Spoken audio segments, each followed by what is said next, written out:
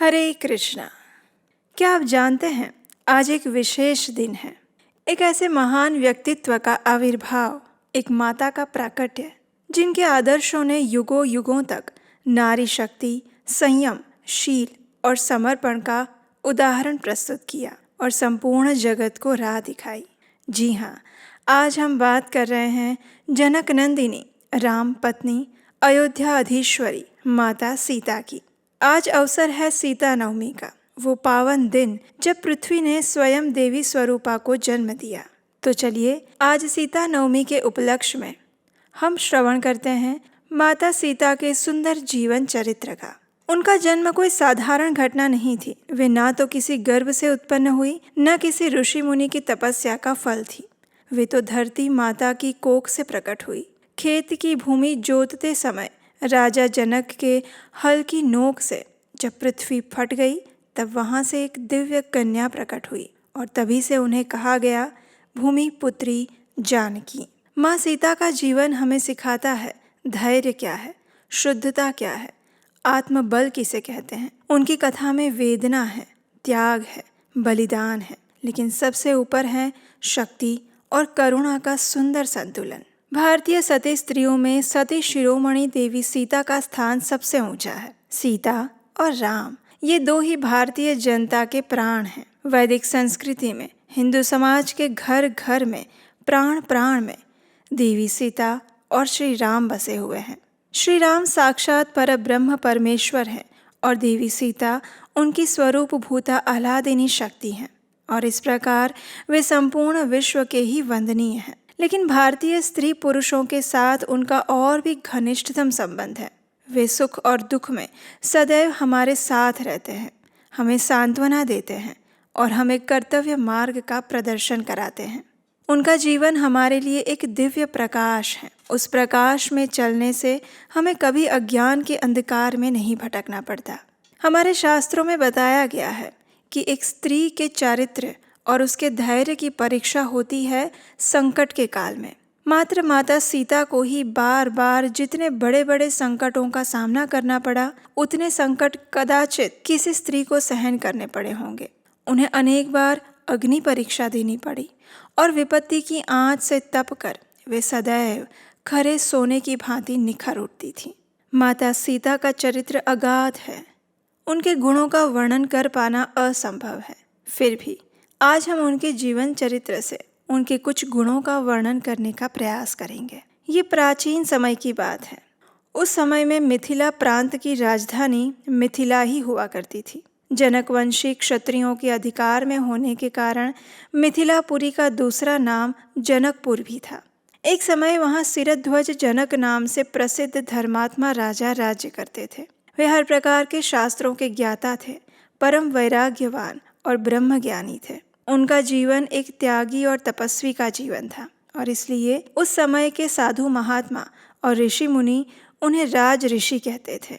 एक बार राजा जनक यज्ञ के लिए पृथ्वी जोत रहे थे और उस समय चौड़े मुंह वाली सीता, यानी कि जमीन में हल्के धंस जाने से जो गहरी रेखा बन जाती है, उस भूमि के भाग से एक सुंदर कुमारी कन्या का प्रादुर्भाव हुआ। वो रति से भी बढ़कर सुंदरी थी और साक्षात लक्ष्मी के समान रूपवती थी।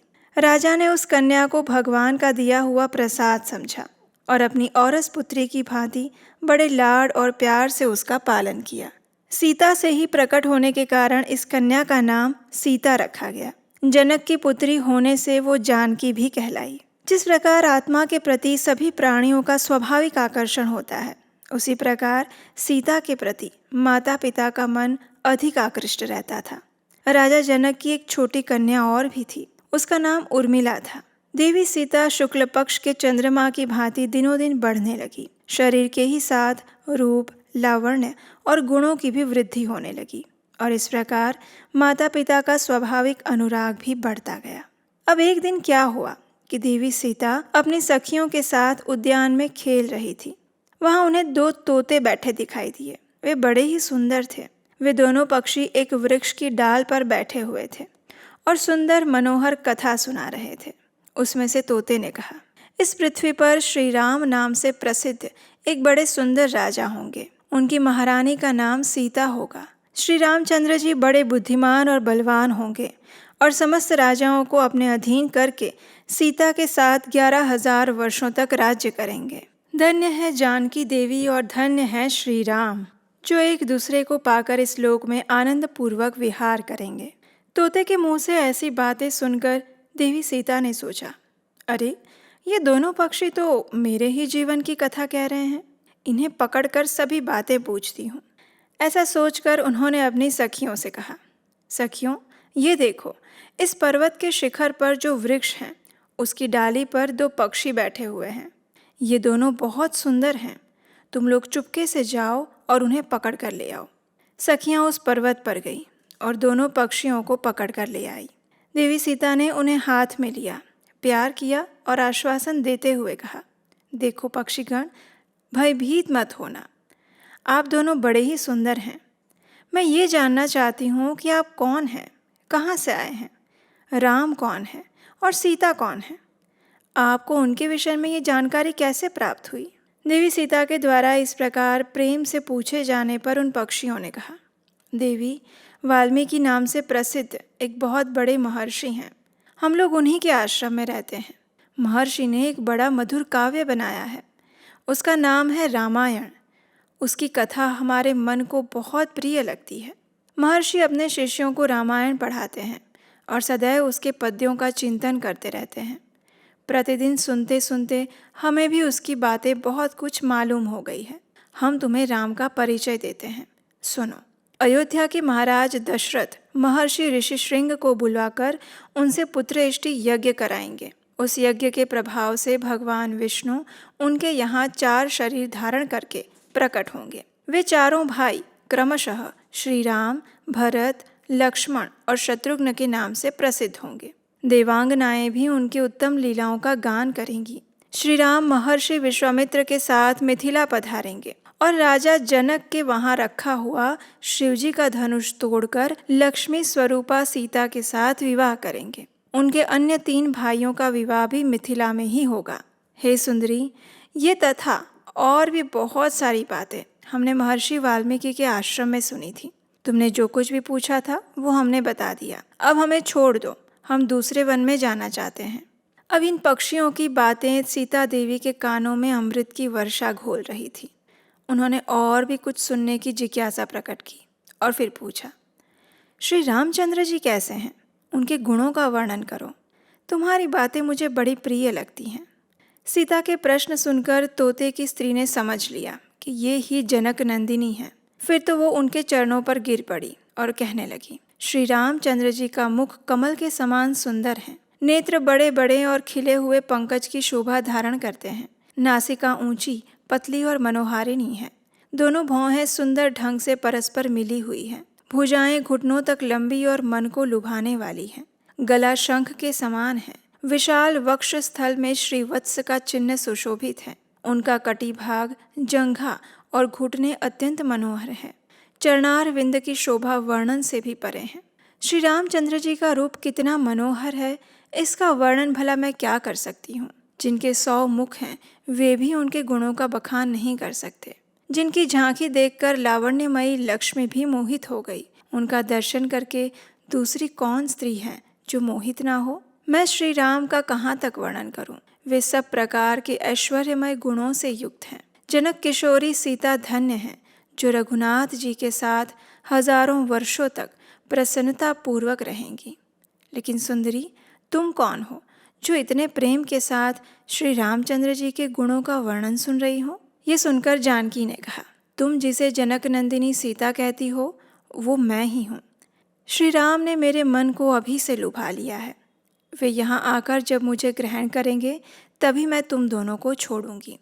तुमने अपने वचनों से मेरे मन में राम को पाने का लोभ उत्पन्न कर दिया है, इसलिए अब से तुम मेरे घर में सुखपूर्वक रहो, मीठे मीठे पदार्थों का भोजन करो।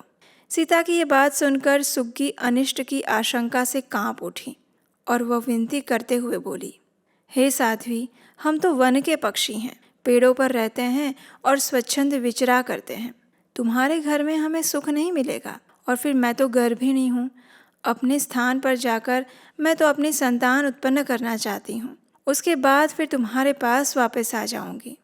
तोते ने भी ऐसी ही बात कहकर प्रार्थना की, लेकिन सीता उस सुग्गी को छोड़ने के लिए उद्यत नहीं हुई। दोनों ही पक्षी बहुत रोए, गिड़गिड़ाए, लेकिन उन्होंने बालक उचित हठ के कारण सीता देवी ने उन्हें नहीं छोड़ा। वे वनवासी विहंगमों की हार्दिक वेदना का अनुभव ना कर सकीं और सुग्गी के लिए पति का वियोग असह्य हो रहा था।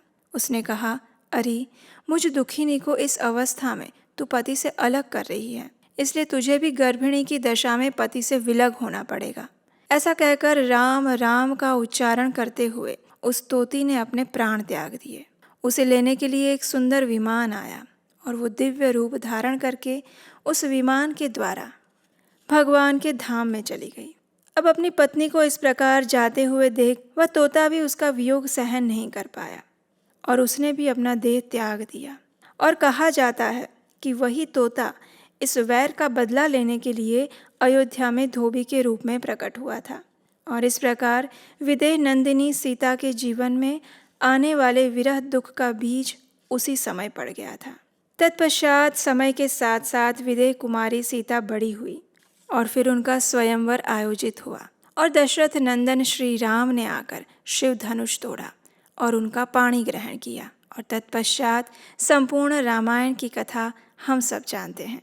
अपने संपूर्ण जीवन के दौरान देवी सीता ने त्याग, प्रेम, बलिदान और नारी शक्ति का परिचय दिया।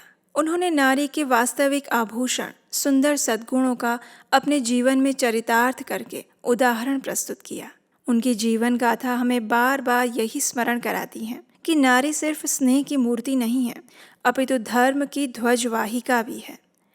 माता सीता ने अपने आचरण से ये सिद्ध किया कि अगर स्त्री चाहे तो वो तप, त्याग और तेज से पूरी सृष्टि को मोहित कर सकती हैं। वे मात्र श्री राम की अर्धांगिनी नहीं थी, अपितु श्री राम के आदर्शों की आत्मा, अयोध्या के वैभव की ध्वनि और वैराग्य के बीच मातृत्व की शीतल छाया थी। और यही थी आज की हमारी सीता नवमी के उपलक्ष्य में माता सीता को अर्पित की गई शब्दों की पुष्पांजलि। तो चलिए इस सीता नवमी के पावन अवसर पर हम संकल्प लेते हैं कि हम भी माता सीता के जीवन से संयम, शील और साहस को अपने जीवन में आत्मसात करें। उनके आदर्शों को मात्र कथाओं में नहीं, अपितु अपने व्यवहार, विचार और परिवार में भी स्थान प्रदान करें। आज की यह कथा आपको कैसी लगी, ये हमें नीचे कमेंट बॉक्स में लिखकर अवश्य बताइएगा। और जाने से पहले इस वीडियो को लाइक कीजिए, शेयर कीजिए और चैनल को सब्सक्राइब कर लीजिएगा। और हम आपसे मिलेंगे ऐसी सुंदर पौराणिक कथाओं के साथ बहुत जल्द। हरे कृष्णा।